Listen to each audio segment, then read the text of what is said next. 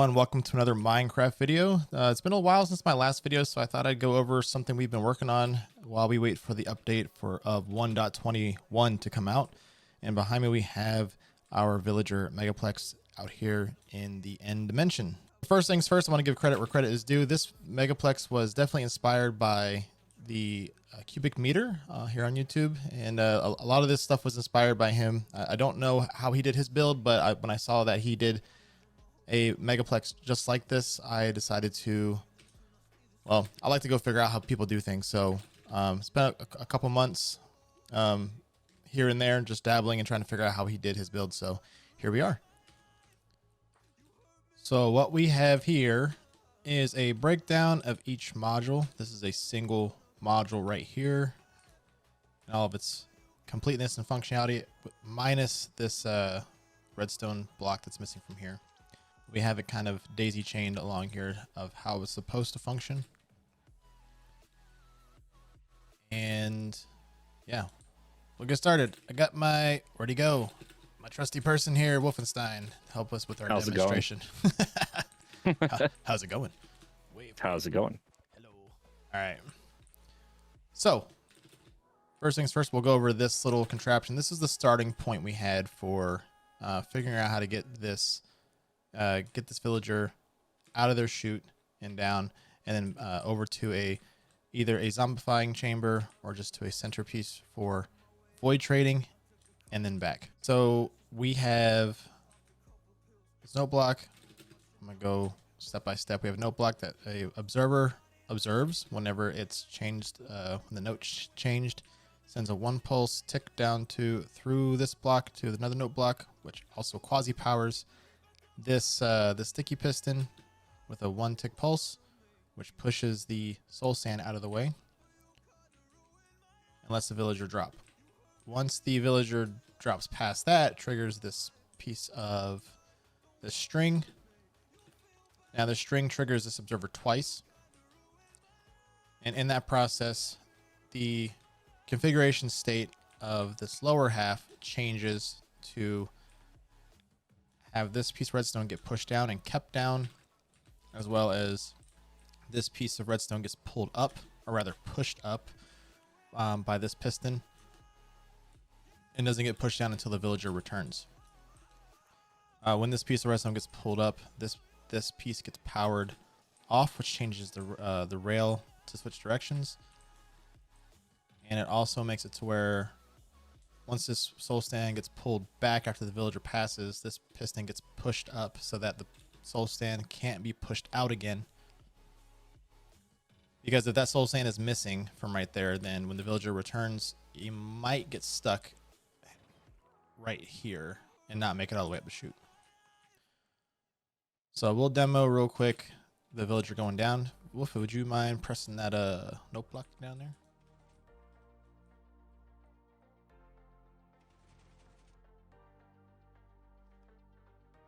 Let's move this out of the way. All right. So as we can see, we have the state is changed. The redstone, the rail is set up to where it's ready to receive the villager if it returns on this track up here back into its slot. The redstone is pulled up, which keeps this piston extended, which means the piston on this side right here cannot push that soul sand out because extended pistons are immovable. With this redstone up, it also pushes this piston down, which extends this whole piston chain. That's what would be extended over here, and that's to indicate we can actually demo this a little bit later, or show it, but which track, which row the villager is supposed to return on. Over here in these couple modules put together, we only have one row. This is one row of modules, so can't really see the track change here, but we can definitely see it in a bit when we go over here. All right. I want to explain what the crying obsidian is for.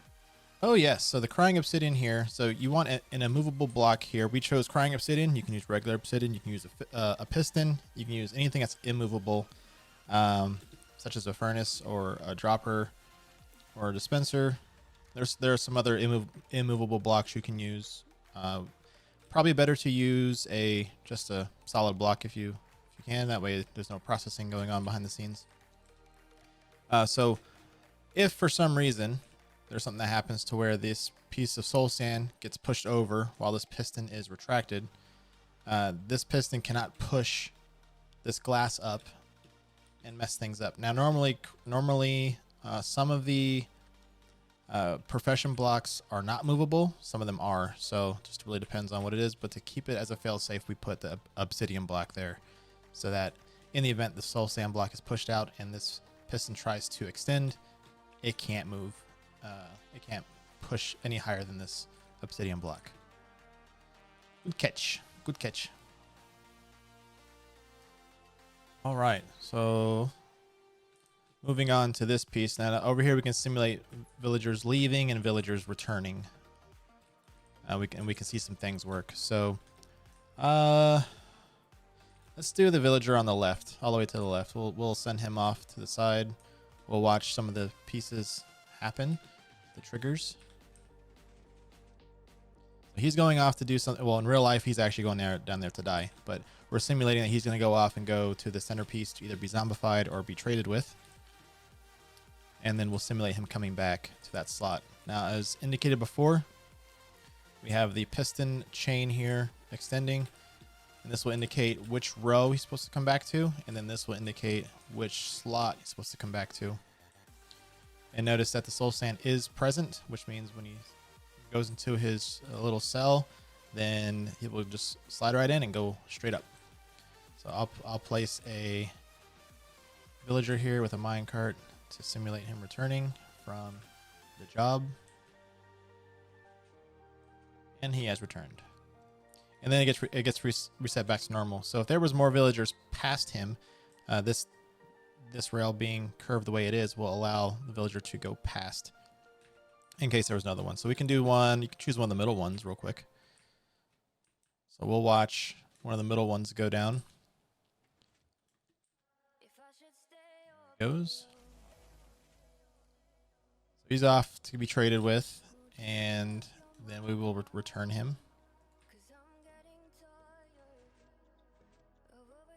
I know that happened really quick, but this rail was turned.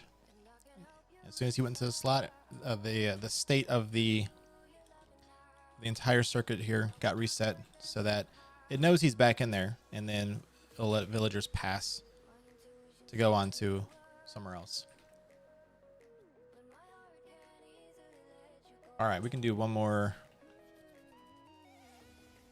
Do one more. Sure, we can just pick a random one. Okay.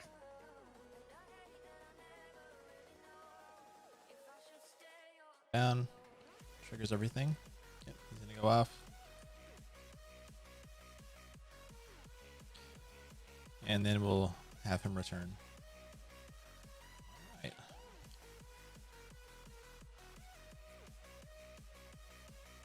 Now what we could do, just for demonstration purposes,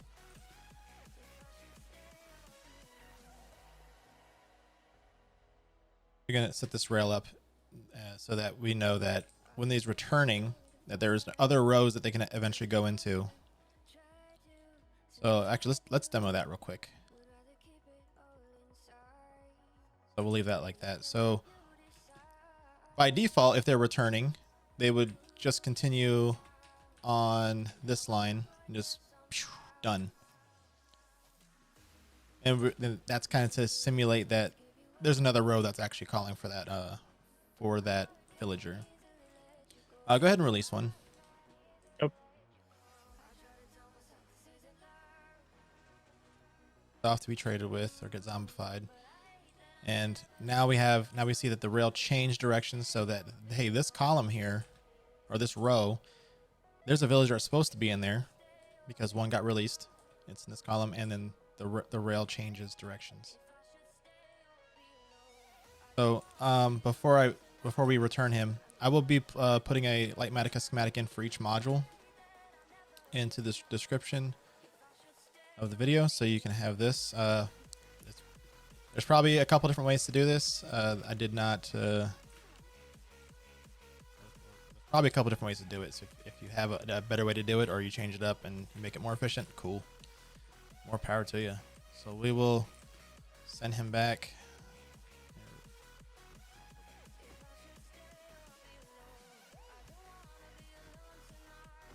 But we'll try another one. There we go.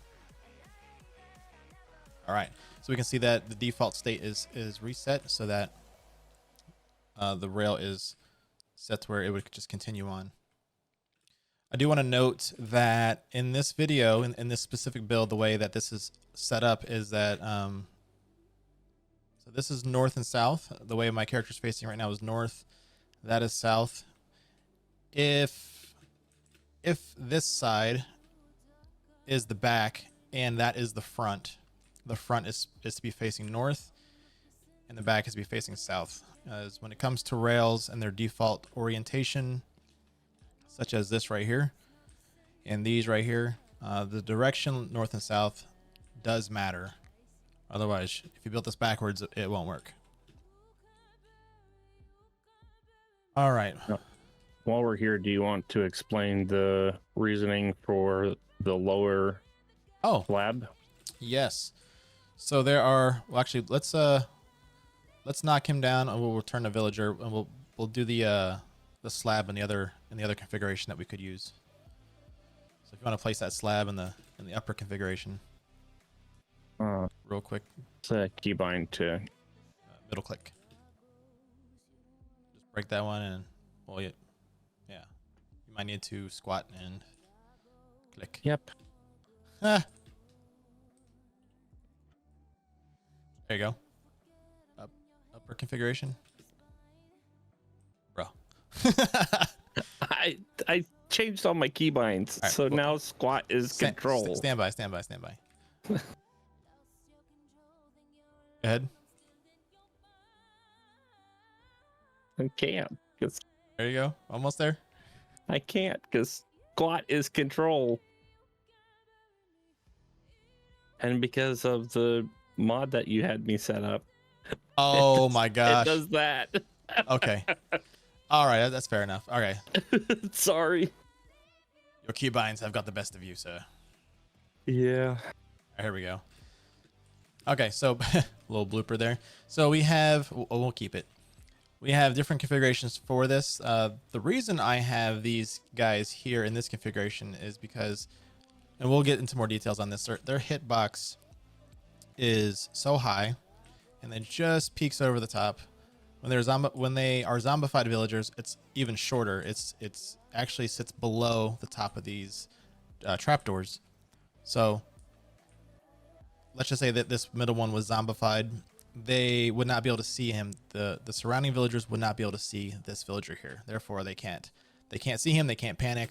So less going on, less being processed. So that's why we chose to do that. Now, I will say that in both these configurations, with the lower configuration, you want to have the profession block placed before they arrive. Whereas with this configuration, if you break that and the water starts flowing, because the hitbox of the minecart is up inside the trapdoors, the villager stays in this place. You can place the block and he'll still get his profession. So that's what happens right there if you were to break it. So you want to have that villager placed or the profession block placed beforehand before the villager arrives. Let's go ahead and break the let's get him out of there. Let's just break his stuff. Let's break his cart and just punch him off the edge. I'm back. Welcome back. Punch that guy off the edge. Hiya. Have y'all been doing the video this whole time? We're still doing it. If you want to hop back in. Alright. It's loading up. Stuff we can edit out, it's fine. Or we can keep the bloopers, I don't care. So we have a slot here that's empty, and it's in the configuration that's set up. Yeah. So if a villager were to be up here and he were to be sent down, he would trigger this slot in this row to be ready to receive him. So because there's no villager here, it's configured to. I mean, what's how you say it? It's in its original configuration state. So this is how you would actually load a villager into the slot. So this is the villager slot that needs to be loaded. There's a switch down here for manual loading. So we see how the direction of this rail right here. We see that the direction of this rail right here. And since the villager will be coming from over here this way, Wolf, if you want to flip that lever down there in line with the slot. So as we can see now, this has changed its orientation, and as well as this one right here. So we can load a villager into that slot. All right, these villagers are being difficult. I gotta restart my computer real quick. All right. Why are these villagers doing this? There we go. Now, after they get loaded manually, it's very important that you want to take that switch and turn it back off. It's only for loading manual. Yep. So this villager breeder does not load these slots automatically. It doesn't detect which slots are empty and need to be loaded. It literally, once you assign a villager a slot by placing them in there, that is their assigned slot. Very, very unlike cubic meters. Cubic meters does auto load, and it actually loads them in like a load balancing format. I am not as smart as that guy, so we did not do that over here. All right, are we finished over here? I think with demoing this little piece. I believe so. All right.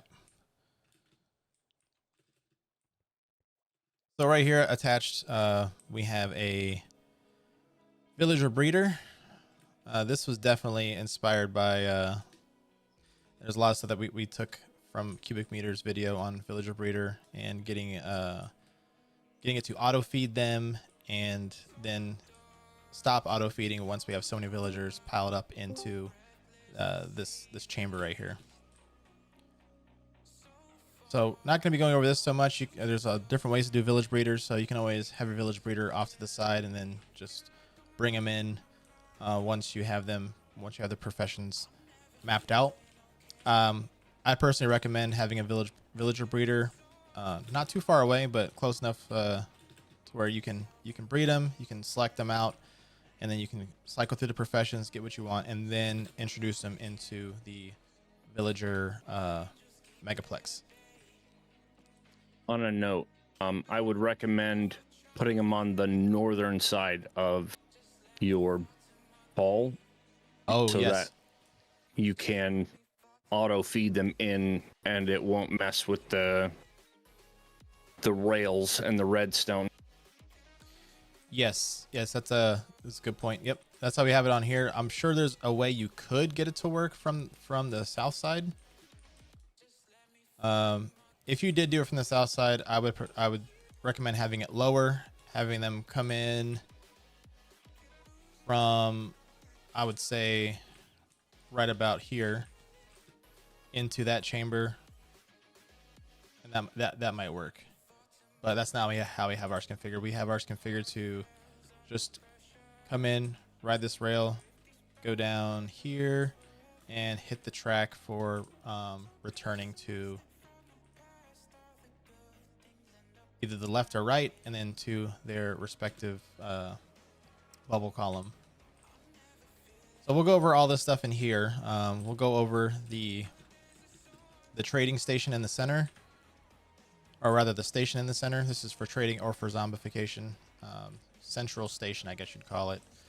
And then the different rows, how this system knows which side to send a villager to, which we kind of went over, but we'll go over it again. We'll go over the indicator lights. We'll go over the zombification piece down here and what's going on down here. And we'll just do our best to explain. And we'll also leave a Litematica schematic. You know, I keep saying Litematica schematic. We're just going to do a world download. We're just going to leave the world download in the description. People can make Litematica schematics of whatever they want in here on their own. That way you're not just stuck with small pieces. You can make schematics of whatever you want. Or take pieces of it. Yeah. And piecemeal it if you so choose. So far we filled all these manually. As we said before, we have these switches down here we've used to indicate which slots we want to fill and have filled them in. Let's go ahead and send one. Whoever wants to do it. Let's take a villager and send him down to the center.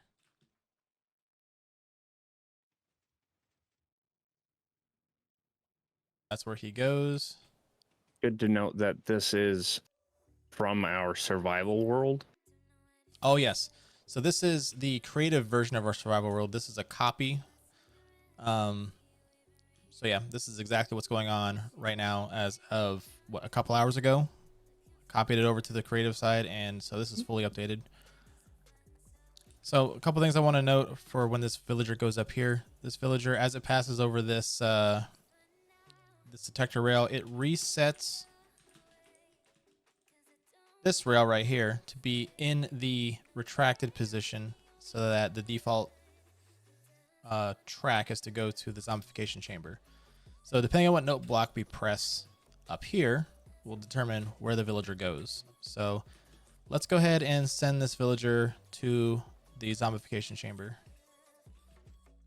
I read that soul sand gets pushed out of the way. Goes here. So why did he just get damaged there when he turned into after he turned into a zombie villager? All right, so there is a dispenser here full of arrows of weakness. So what happens is, okay, he comes down here. Since he's a villager, he trips his tripwire with his nugget, his head, since he has a higher hitbox, as we mentioned before, which keeps this this trapdoor engaged. So it flips down and keeps him stopped there, so the zombie can kill him. Now this is in hard mode. I guess another thing to mention is this works in hard mode. If you have it in normal or easy, in normal there's a chance that the villager will die, and in easy, if I'm not mistaken, the villager just will die. In hard mode, it's 100% guarantee that the villager will get converted to a zombie. So yeah, he gets here to get converted to a zombie. Once he's converted to a zombie, the hitbox, or the villager's hitbox will change and become smaller while in the minecart, and he will turn into he'll be able to untrigger the tripwire, which will make the trapdoor go back up, and he'll just ride down. And when he goes over this detector rail does three things. It shoots a arrow of weakness over to the zombie, or the villager, which puts the status of weakness on him, so we can cure him. The second thing it does, the second thing it does is right here. It shoots off a signal this way to a dispenser here. Sorry, this is a dropper, to shoot out a golden apple for curing. And then the third thing it does is it sends a pulse to, and it's a 2-tick pulse to this piston. So it pushes out this observer and pulls it back to cycle this zombie's weapons. Now, I don't know if, we still don't know if this zombie actually uses durability on this weapon when he hits the villager. But just in case it does, we have several axes in here for him to use and get cycled through with Unbreaking 3, Mending, and Sharpness 5. So we want the villager to get converted as fast as possible and then get sent on his way. But in the event that it does eventually use durability, we can just pull these out, go mend them up, and return them.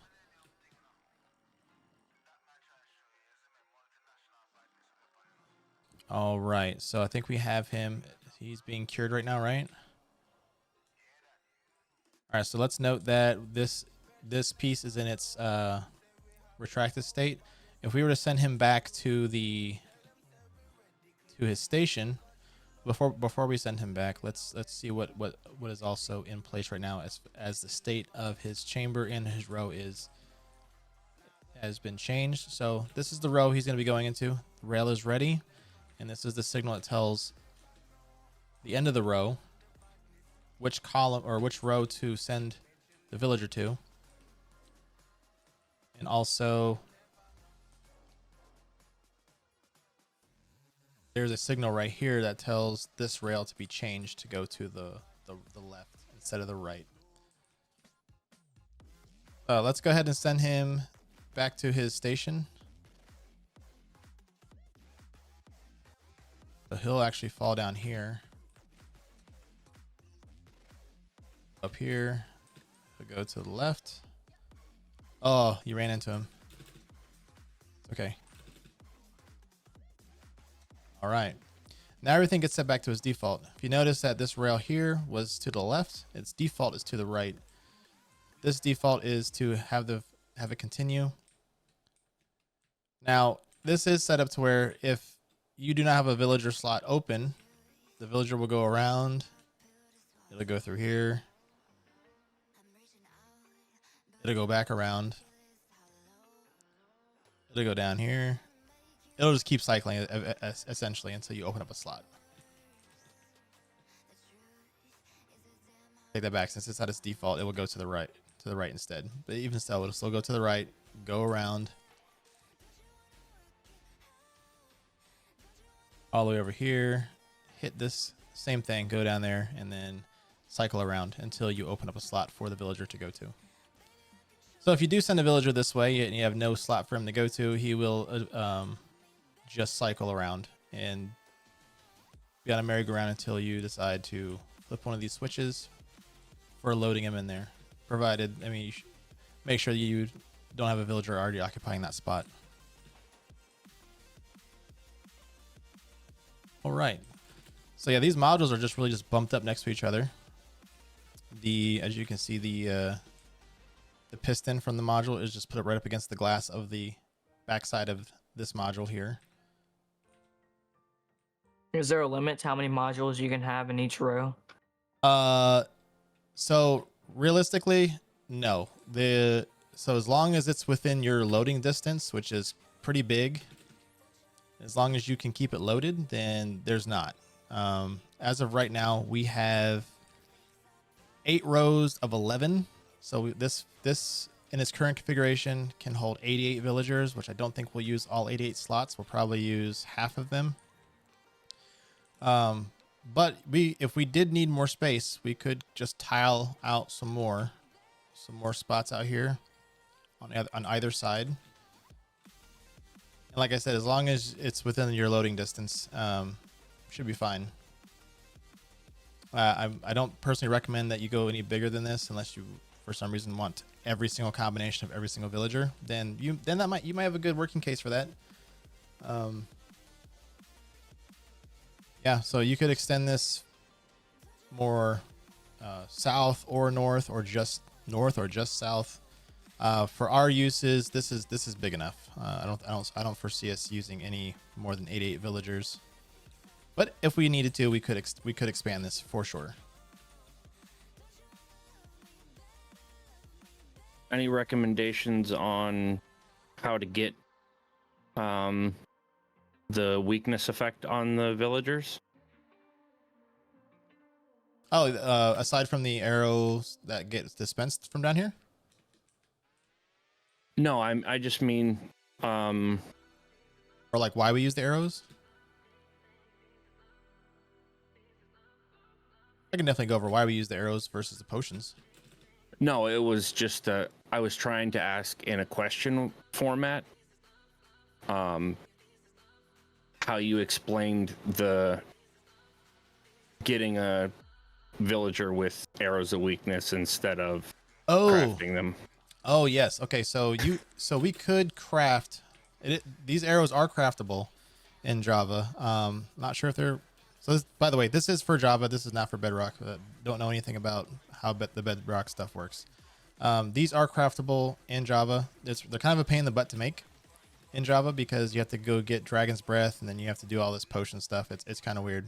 it's really good idea if you can get a villager, which we spent a lot of time getting, actually, thanks to Wolfenstein and his good luck charm with villagers, eventually got arrows of weakness. So we can just buy them from the villager, throw them in this chest down here, and we have an indicator light to say when we're running low on those specific arrows. And Go ahead. once you get the villager, it's relatively cheap. I think it's only like 4 emeralds to get like 15 arrows of weakness. So Yeah, and it's not. Yeah, and also once you get the prices down, it's 1 emerald and 5 arrows, which you can, in this combination, you can buy the arrows from him and then use the arrows to buy the arrows of weakness along with some emeralds. But also, it kind of brings us to the whole point of why we built this thing in the end, is the void trading. So what's so good about void trading versus overworld trading? So there are ways to do this in the overworld. It's a lot easier with the end and with the end gateways. As long as you can get teleported far enough away with the villager trader window open, it's where the chunks that the villagers are in become unloaded. You can do the same thing, but there are in-game mechanics available here in the end to make it possible to continuously trade infinitely. We'll need to go. Yeah, Wolf's on the right side. You'll have to go through the portal so I can actually show them how to do this. So will it work if multiple people are on the villager island? So people can be in the end. They just can't be in proximity to this machine here. So if you're like somewhere, let me pull up my map here. So we are up here in the north. The end island is down here. This is where Wolf and Coding Guy are right now. So if you have someone else in the end, like way over on the left-hand side here, just doing their own thing, it'll still work. If you have someone up here around this area with, I want to say within 128 blocks of this machine, then it'll probably stop working. But if you have people end busting way, thousands of blocks away from this machine, from the actual trader Megaplex, then this will still work. But if you do have someone here, where we at? Yeah, if you do have someone here while you're trading, then the trades will lock. So you want to make sure that no one is out here with you. If they're in the end, they need to be pretty darn far away. Why can't the chunks be loaded? So if the chunk is loaded, when you lock the villager trade out, like if we were to trade with this farmer and if we were to lock out the trade for pumpkins and melons, for example, that will save in this chunk, and that will take the villager as much time as they need to unlock the trade again. Whereas if you're trading with them while the chunk is not loaded, then that trade lock will not save. So now if there is probably other ways to do this with there are machines you can make to prevent chunk saving. That's one of the ways people do. It's one of the ways people get bedrock from the end gateways that spawn. So that's probably possible too. This is a little bit easier to do though, and set up instead of having to build all these big machines to do that craziness.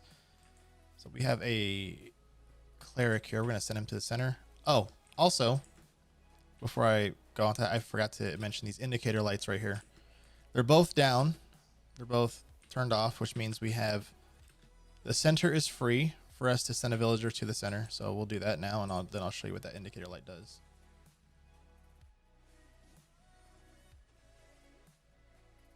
So this left side is up, which means that there is a villager that's supposed to be in here, but he's not.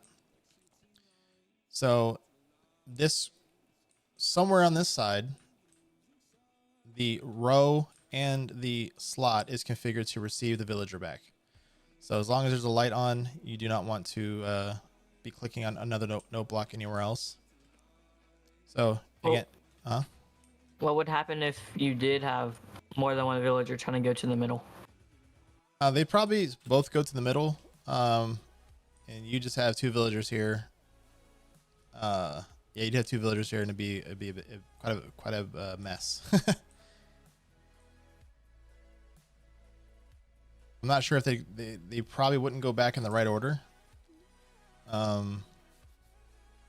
It'd be kind of a mess. So, that's why we have the indicator lights to for you to look at and be like, okay, so the indicator light means that there's a villager that is either in the center, going to the center, or coming back from the center, or there's a switch down here that's flicked in the down position. It needs to be unflipped.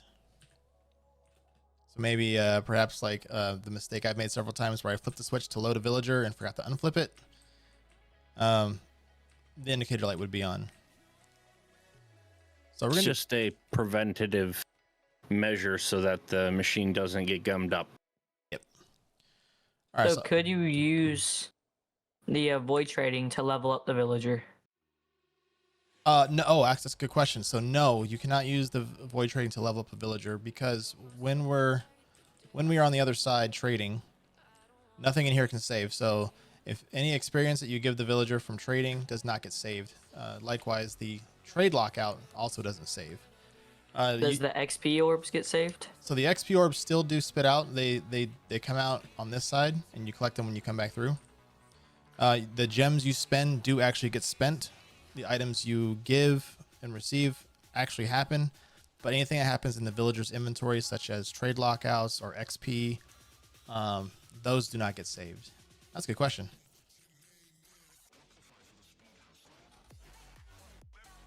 All right. Let me do some examples of void trading real quick. So if everybody could hop over to the end island side, the main island. All right. So it is recommended that you do this without depth strider boots on. You could do it with depth strider boots on, but it's recommended you don't, so you'll flow through the water a bit faster. So you open up his inventory, you do your trade, you lock him out, and then to get back, you hold this trap chest open, and once you go through, click on him again. As you can see, the trades are unlocked again. Go back through, you hit this trap chest. We'll go over this side of the machine as well, because this side's fairly simple to build as well. So we'll do one more void trade, and then we will go back and just see what's okay. Now we're gonna pop out here. All right, so in this version, this is the only thing we modified on the creative side, was we made it to where no bedrock removal was required. On our survival server, we did remove like all the top bedrock out of here, and this piece of bedrock to make the trip with the water a little bit shorter, so you can void trade rather quickly. But again, if you don't have depth strider on, and then you'll just move through there quickly anyway. So, but this is just to show that you don't have to remove any bedrock. It is optional, and I'm just gonna clip through these so you can see the fullness of this machine right here. So down here you have, let's see, you have a honey block up against this bedrock. You have a half slab occupying the top portion of the block space above the honey. And then you have next to the honey, you have a spawnable block, which is the crying obsidian. And this chest right here is a trap chest. So when you open it, it puts a redstone signal right here, which turns off this torch, which pulls this down. So as long as you have the trap chest open, you will continue to flow all the way back to that side. So can it be a full block, or does it have to be a half slab? This one has to be a half slab. Otherwise, when you come back, you'll spawn on top of this block instead. You don't want to spawn there. You want to spawn on top of this obsidian block. So this obsidian block doesn't have to be necessarily obsidian. It does have to be a non-sticky, non-movable block, or rather just a non-sticky block. So you can put a piece of like glazed terracotta here, and it should work just fine. Or you could put a furnace there. That should work fine. Some of the transparent blocks still work as spawnable blocks, such as like a sea lantern will work there. Also, if you fill these gaps right here with solid blocks, you will probably end up spawning on one of those. You'll be clipped into this bedrock here, which is not good. Okay, that's how this part is relatively very simple machine to make. So if you just take all these down right here, Would you mind flipping the Gotcha. there you go. So now you can see how that actually works on the inside. So as long as you're down below that in the swim position, you'll just flow right back into that end gateway piece right there. What would happen if you accidentally closed the chest while you were going backwards? If you close the chest while you're going backwards, well, actually, if you want to try that real quick, like, why not? Let's try it. Let's give it a shot.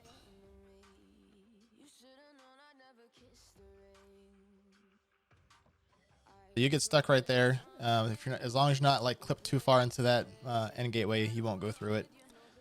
I'm sure you could swim into it if you wanted to, since you're, yeah, you could. And when you come back, you should spawn right there on the obsidian block. Yep. So there was a version of this machine I made to where you just continuously cycle through. There was no stopping. You just open you just literally just went through. As long as you threw the trap door down, you'd go through, pop out there, and as soon as you popped out on the other side, you'd come back through here, and vice versa, just back and forth, endless cycle. But we made it to where you have to pop the trap chest open so that if you're done trading, then you have an easier time stopping. So what would happen if you accidentally traded while on the villager island instead of waiting?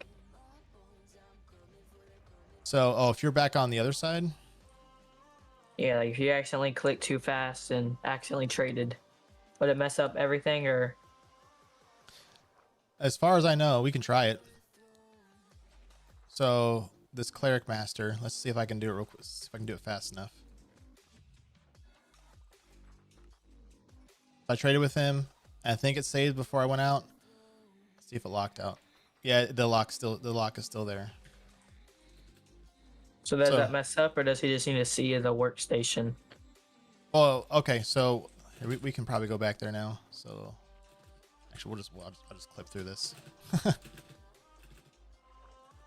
All right. So he is locked out. In order to get him to reset his trade, we do need to send him back to his workstation. So go ahead and send him back to his workstation. There we go. So villagers will not reset unless they're next to their workstation. So if that does accidentally happen, you will need to go back and send him back to his workstation so he can reset. Now, depending on what time of day it is, never mind. Depending on if he's reset already, and then also what time of day it is and how many times he's reset during the day, then he may reset immediately. He may not. So, but since this guy did reset just now, we could send him back to the center, trade with him again using the void trading technique, or we could zombify him. Let's just say he's not expensive, or he's more expensive than we want him to be. We could send him to get zombified again, and then away from the cure, and then put him back in the center. You want to show a villager sitting in this position while they're zombified? So yes, you can show the line of sight. Yes, absolutely. Difference. Absolutely, let's do it. I was going to ask earlier, but the zombification process happened while you were in the middle of discussing. Oh no.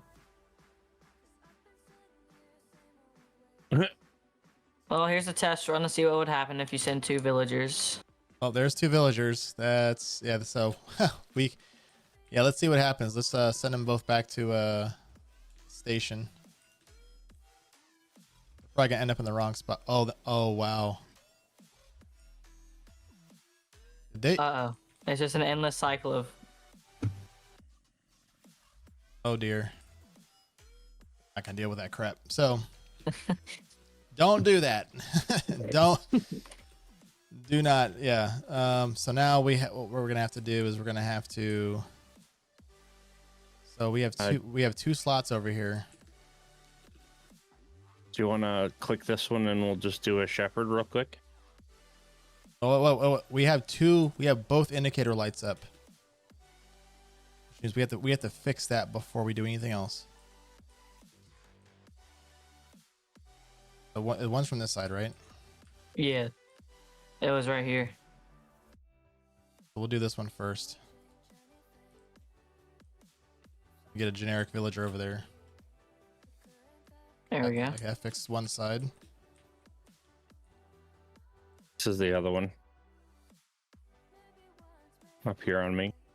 Yeah, he's still a villager. Okay, good lord. All right. Could you not just flip this lever and it Nope. would fix it? No, it would not. Okay. You'd have to trigger the string. Yes, you have to trigger the string because the string has the entire circuit set into a different state. Okay. The lever only does loading. It doesn't actually change the state of the Okay. module. So the What only way was- to fix that is by getting a new villager. The only way to fix that is getting a villager to cross over that detector rail right there. Could a player do that? You still have to have a minecart do it, but yeah. Okay. Got lucky. This guy's got brown wool. Brown and gray. Maybe Oh, I did. he doesn't. That's okay. The good thing is it's a copy of the world, so Sorry. you're good. This is where we make all the mistakes. So Okay, so now we know what would happen. all right. So one person trigger send a villager to the middle. You got that, Wolf?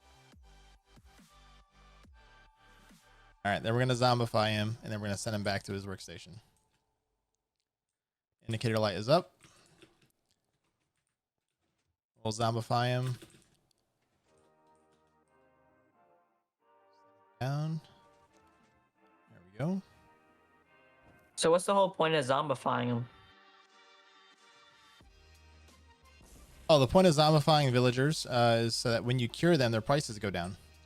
Does it go down for everyone or just the person who cures them? It just goes down for the person that cures them. So if you want to get discounts on every player on your server, every player will have to cure them. It doesn't matter who gets them infected, it just matters who cures them. So as we mentioned earlier, as Wolf reminded me, so the hitbox for the regular villager in this configuration right here, their hitbox goes slightly above the trapdoors, but their eyesight, their vision is below the top of the trapdoor. So this villager can't actually see this this zombified villager at all.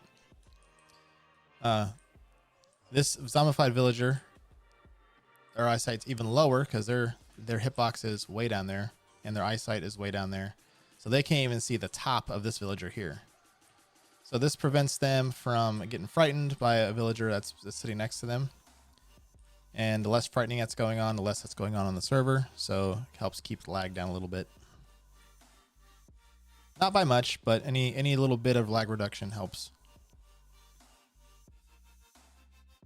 It also keeps them, since there's several of them here, even though there's no beds here. There are beds over here in the breeding area. So if beds were to be close enough and they were to get frightened, enough of them were to get frightened, then they could potentially spawn an iron golem, which we don't want, because especially if the iron golem's in the middle, sees a zombified villager, or sees a zombified villager here, it'll just kill him, and that's not good either.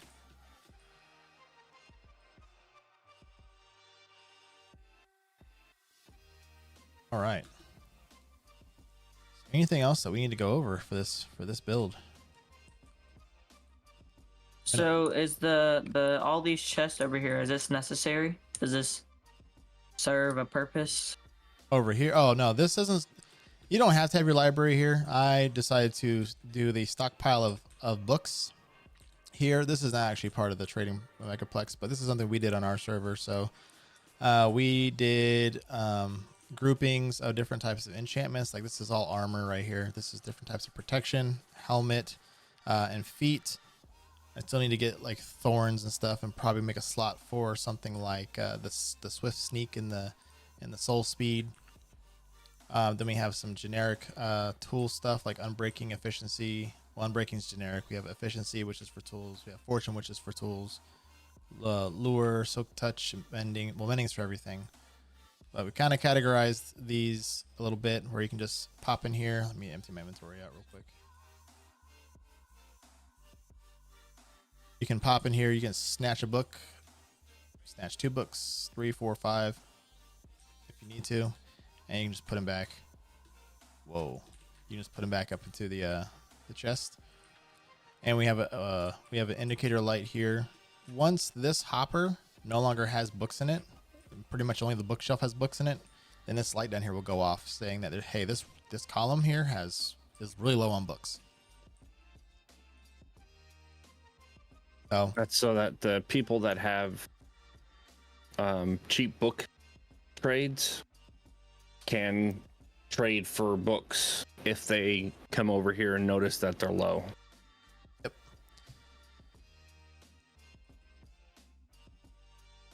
All right. So that's how our library is going so far.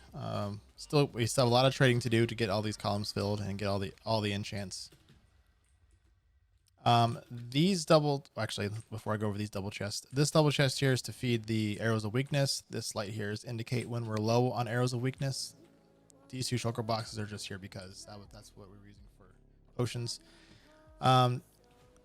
These double chests are here instead of barrels because they're non-spawnable blocks. They're not solid. The only spawnable block here is this green emerald block. That is the closest to the end gateway. So since it's spawnable and since it's the closest, that's the one that your player spawns on. One last thing. Yep. The bonking their head. Bonking their head. What are you talking about? When the villager comes back up and they were bonking their head. Oh on yeah. Something. Oh yeah. For some reason on this specific build, we replaced this piece with glass. For some reason, when the villagers were coming up here, their head was going through a sea lantern, which a sea lantern is considered a transparent block, but they were still getting suffocation damage from it. So we put a glass block right there to keep that from happening. So just be careful when you do your builds. What kind of blocks the heads of your villagers go through, how far they go through it, because they could take some damage. As a zombified villager coming up here, it's probably not going to do much damage, but as a villager with a bigger hitbox coming up here, for some reason, the sea lantern did damage when they came up this slot right here. Not so much this slot here, because there's a gap up here. This is definitely a block that does not do damage to them, and then there's just a comparator up there, so that's probably why they don't take damage coming up this one. Did we explain already the zombification piece right here with the axes? I think we did. I believe you talked about it. I think we did. We can come back up here and then take these out, get them all mended up for later. Yep. Because I don't know if that zombie actually does damage or takes durability damage on the axe whenever he damages a villager. I have no idea. And we've done a lot of trades so far and done a lot of zombification, and they're still solid. So I don't know if he actually does, but yeah, that's what we do. Just in case. All the axes are the same, so whenever you dispense an axe to the village or to the zombie, he will take it.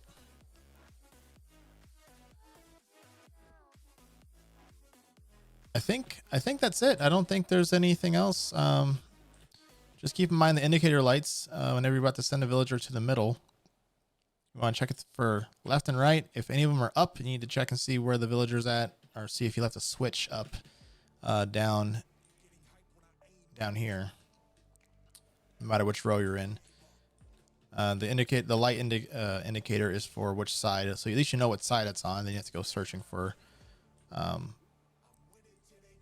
which redstone piece is on. Normally this piece of redstone, like right here, will be lit. And you can either check and see if your switch is down, and if the switch is not down, you just check the column. There's no villager here. Then we can send him back from the center. We are in the process of filling all this top layer in with sea lanterns. The glass was getting a little crazy, so but we do have these on the outside glass so that you can see what's going on. So you can see if a villager gets stuck up in the column or whatnot. There's also a little chute down here you can go through. You continue making them as you continue. You can go down here for like little walkable maintenance area. You can see if a villager gets stuck up in these parts right here. Shouldn't happen, Also, but go ahead. also for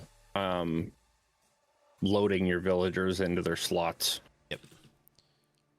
So in total, how long did just the base of the villager trading area, how long did it take you to build? I think I had this built in, I want to say 2 nights, spending about an hour a piece. Cause I had to go get all the materials, farm them, like make all these. I think the prep work took the longest, with the schematic and everything. Didn't take that long to build, especially if you have ice for the water columns. If you use ice instead of water buckets.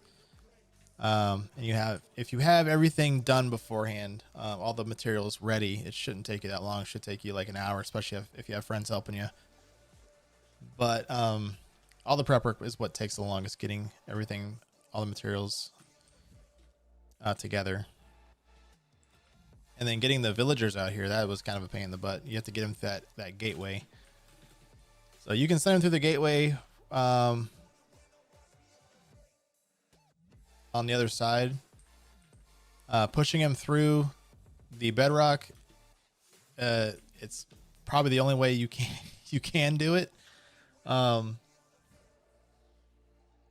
It will take a little bit of damage, but if as long as they survive, as long as you get 2 out here, get a village breeder going, and you're golden. All you need is 2 villagers out here, and just keep feeding them, and then you can make the rest for the trading hall. But as I mentioned before, on our survival server, we did end up removing bedrock with the piston trick, so that we can just, instead of pushing them through and having them suffocate in bedrock, taking a little bit of damage, all they got to do is touch that end gateway and they're already through. So that's it for the villager trading Megaplex. Thank you, Wolf and Coding Guy, for being some honored guests on this video. He's nodding his head back there. And yeah, hopefully again, the world download in the description below. I'll post a link to that. And yeah, hopefully you guys get some good use out of this machine. All right, everybody wave. Bye. Coding Guy. He's AFK. All right. Well, this is the end of the video. I want to give my sincere thanks if you made it all the way to the end. I know it was about an hour long. Hopefully all the markers in the video get you to the points that you want to be at. And again, the world download is in the description. So if you want to, take this thing apart, make your own schematics, it's all here for you to mess with. It's all available. So once again, thank you. I do stream on TikTok, Twitch, and Kick. I should be streaming here on YouTube. I don't know why I don't do that. So hopefully be starting that here soon. But thank you once again. And let me know in the comments if you'd like to see another video or if you need some more explanation on this video, on this machine. I am up for challenges for building different machines here and there. If you've seen someone do a build and you want to see me do my version of it, I'd be more than happy to do something like that. But anyway, happy Minecrafting. Until next time, stay safe, and yeah, happy Minecrafting.